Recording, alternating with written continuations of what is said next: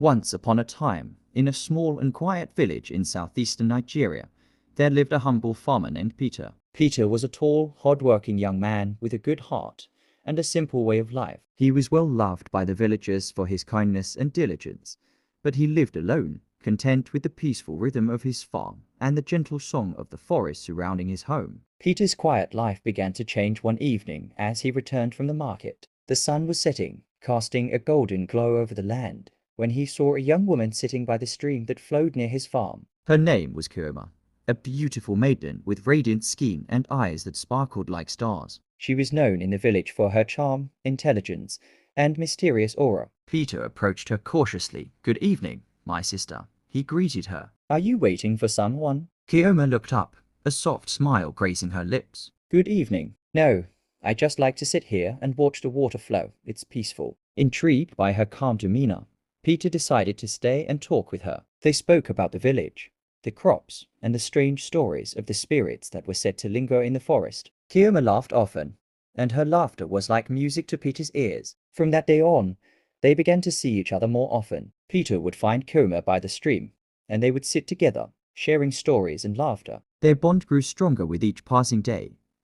Kioma was unlike anyone Peter had ever met. She had a way of making the world feel brighter and lighter, and Peter found himself looking forward to their meetings with a sense of excitement he hadn't felt before. So since then, Kioma was so happy to come visiting Peter at his place. One day, as Peter was working on his farm, he noticed Kioma standing at the edge of the field. She waved at him, and he dropped his tools to greet her. "Kioma, what brings you here?" he asked, surprised but happy to see her. "I was passing by and thought I'd check on you," she replied with a smile. Peter invited her to sit under the shade of a palm tree, and they spent the afternoon talking and laughing. From then on, Kioma began visiting Peter regularly. Sometimes she would bring him freshly baked bread or a basket of fruits, and other times she would simply sit with him as he worked, offering him company and encouragement. The villagers began to notice Kioma's frequent visits to Peter's farm, and rumors began to spread. "Is she courting him?" they whispered. "Why does she visit him so often?" But Peter and Kioma paid no mind to the gossip. They enjoyed each other's company too much to let the talk of the village bother them. As days turned into and weeks turned into months,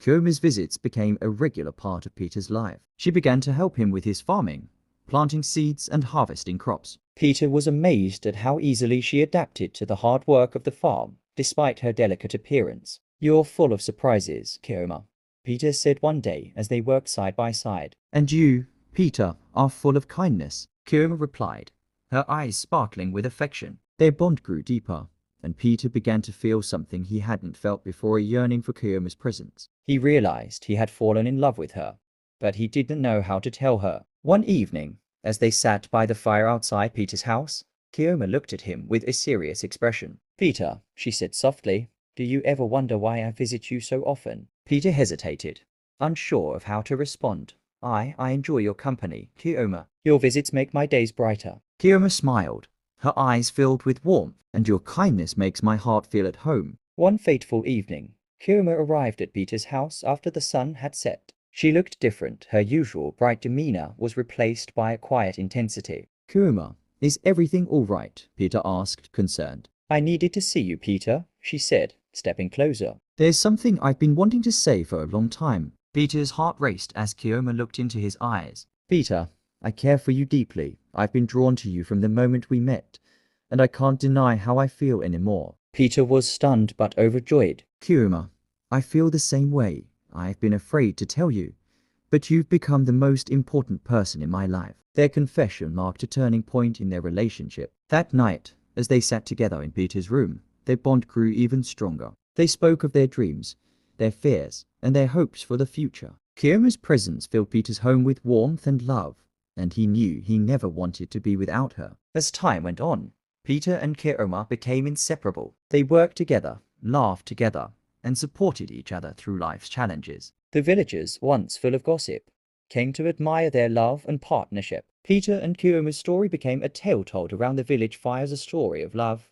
companionship, and the power of human connection. And though life was not without its difficulties, Peter and Kioma faced every challenge together, their love growing stronger with each passing day. And so, in the quiet village by the stream, their story became a part of the land, a reminder that true love is found not in grand gestures, but in the simple, enduring moments shared between two souls.